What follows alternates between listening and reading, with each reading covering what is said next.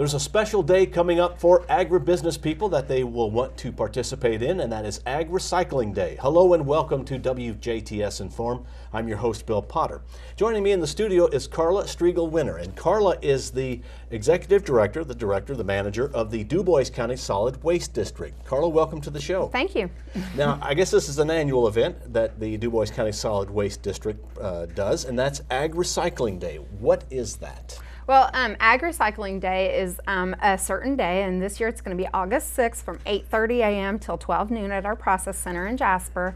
And it's a place for farmers to be able to bring their pesticide jugs that they've saved up all year long.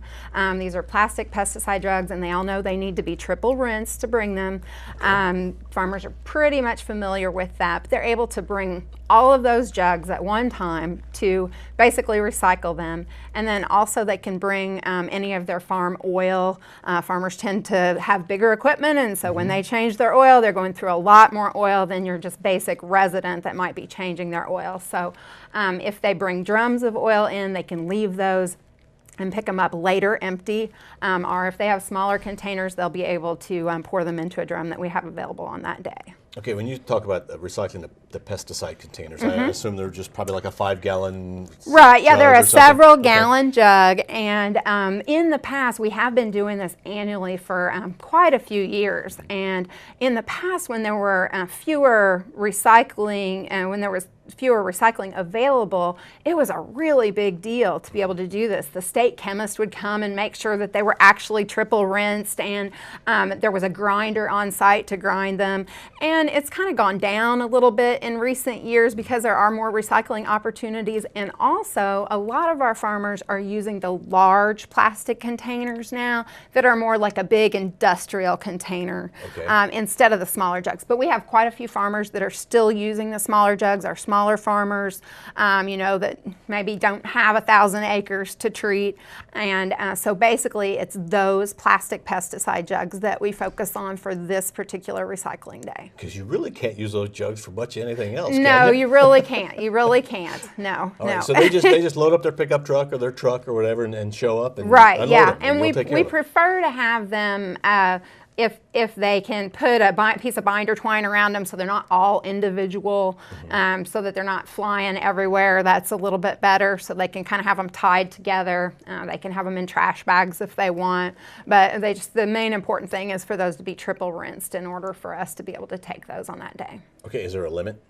Nope. Okay. Bring No as limit. many jugs as you got. Okay.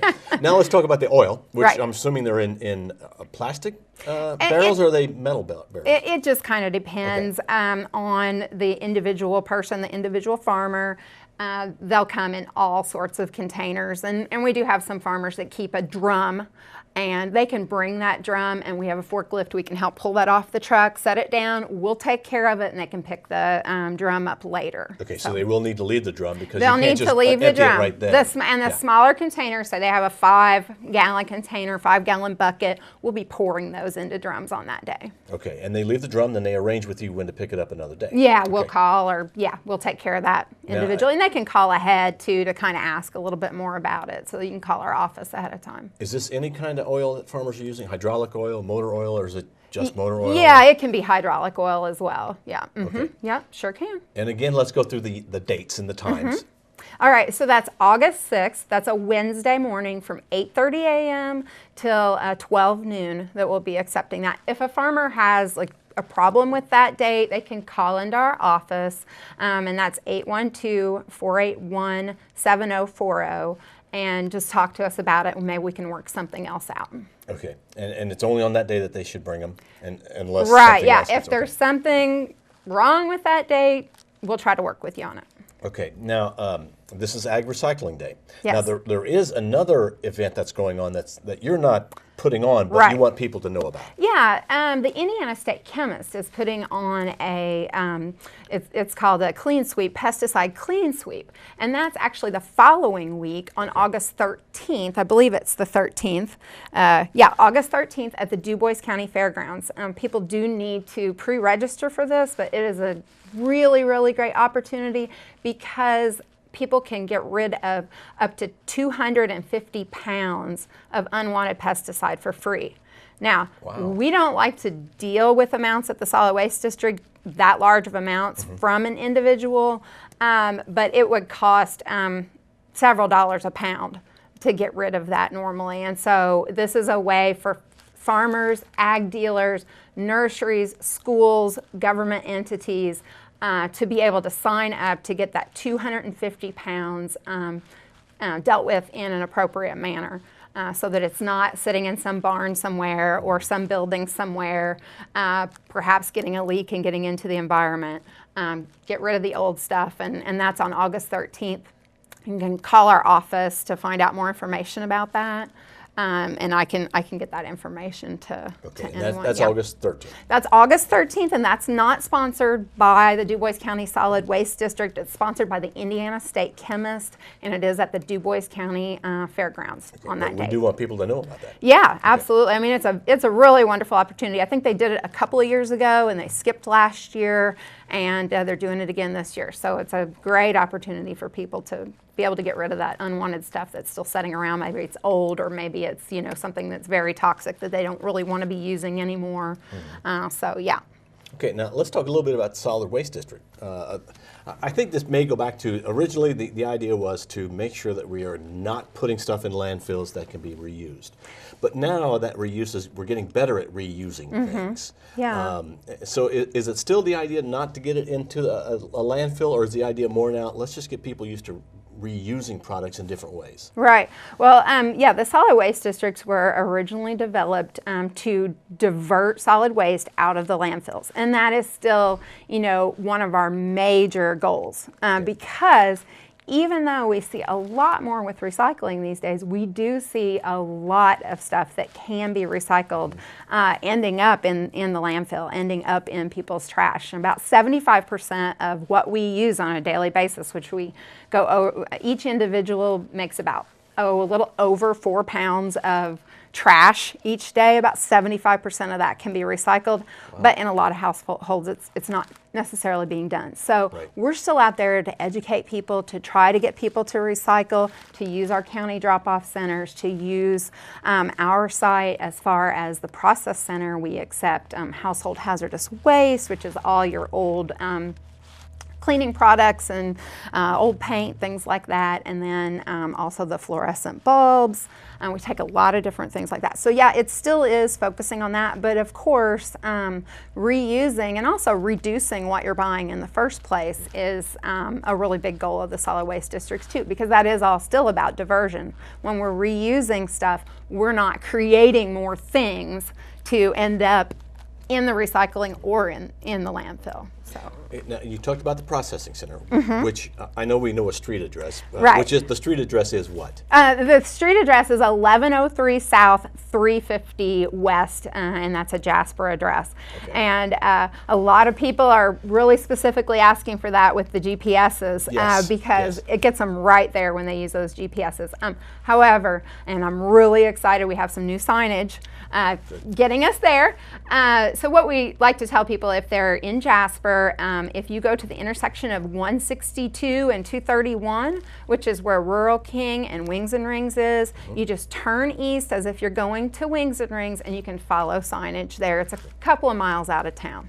Yeah, it's actually you go past the park and then you turn again, then you go around the curve and you turn again. You're good. Yeah, you can go past. Yeah, you can go past the park and go that way too.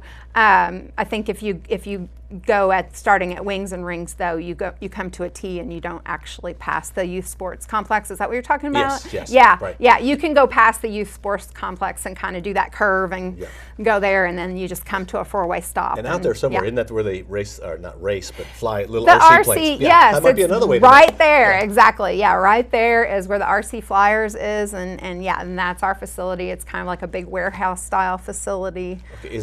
Can people just show up? Not necessarily any time, or is there a schedule, or they need to call first? Right. Basically, we try to accept items from the public from 8 a.m. till 1 p.m. Monday through Friday. Now, that is Not always the case. So I like to ask people to just kind of call ahead and make sure that, you know, someone is there. Normally we are. I also am trying to keep on the telephone message, you know, if there's any times that we're not going to be able to be there. Basically, the process center was open to the public because we were there processing recycled items anyway. And so we felt like it was good to go ahead and open that so we don't have to have a specific like tox away type day. People can come and bring that type of stuff anytime as long as we're there. But usually 8 to 1 Monday through Friday. Okay, and I realize certain things are no charge to bring, but there are probably charges for other things because of what it takes to process. Exactly, and basically what I like to tell people is that if you go to your county drop sites, except for the household trash, you're pretty much getting the recycling is free. At the process center, most of the stuff that we're accepting has a fee. Which is why we're doing it at the process center and not at the sites, because it would just get very complicated to try to handle all of that stuff at the sites. So, so a lot of the stuff that we accept at the process center is things that's not accepted at the sites because there's a fee involved, and that's your household hazardous waste, which is any of your old cleaning products, things like that you're just not going to use anymore, your household pesticides. We do accept that for a fee on a regular basis, so yeah. Okay, well, now to wrap up the show today, let's again recap. August 6th is the Ag Recycling Day. Yeah, August 6th from 8:30 a.m. till 12 noon, and any Dubois County farmer is welcome to bring their triple rinsed pesticide containers that they have kind of collected through the last year, and then their farm oil. And again, you can call our office at any time, and again, that's 481-7040 if you need more information, or you can just show up on that day. All right, Carla, thank you very much for being on the show. Thank you, Bill. Appreciate it. Our guest has been Carla Striegel-Winner. She is the manager of the Dubois County Solid Waste District. Thank you for watching WJTS in.form. We are local people watching local people.